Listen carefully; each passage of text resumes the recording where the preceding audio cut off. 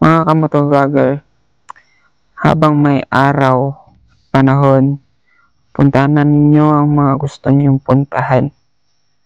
Gawin ninyo kung ano yung magpapasaya sa inyo.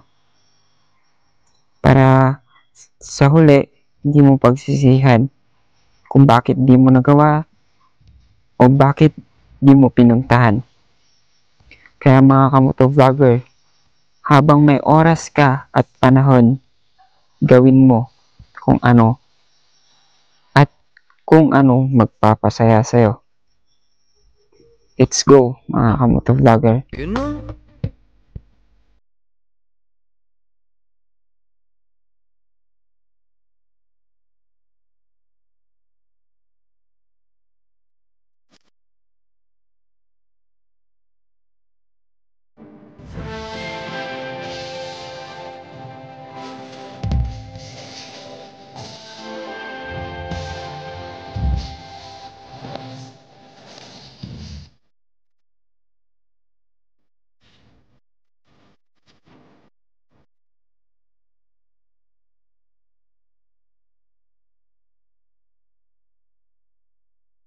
Parati niyong tatandaan mga kamotovlogger, ang panahon nagbabago, ang oras ay lumilipas.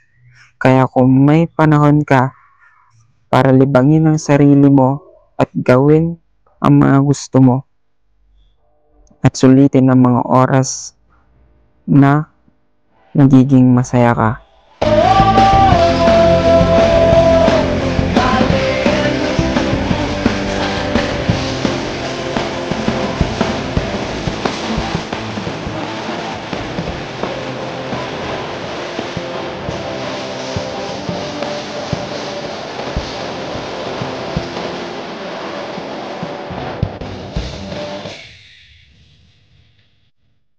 So ayun mga kamotovlogger, habang nagmumotor po tayo, next topic po tayo.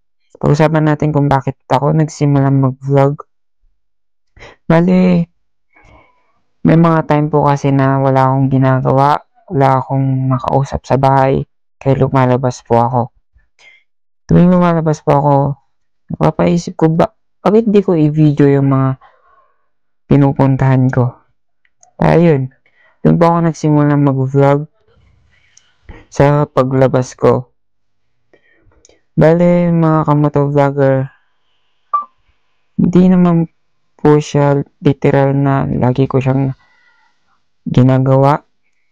Pag may free time lang po talaga ako nagvo-vlog.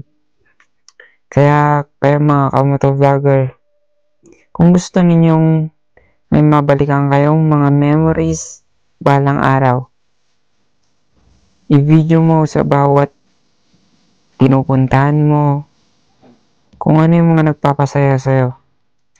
And hanggang dito na lang ako mga kamotovlogger. Bali manood na lang po kayo hanggang huli. At huwag ninyong kakalimutang mag-subscribe sa aking YouTube channel.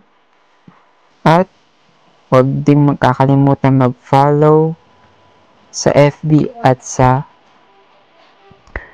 TikTok ko. Sige mga kamotovlogger, hanggang sa muli. Maraming salamat.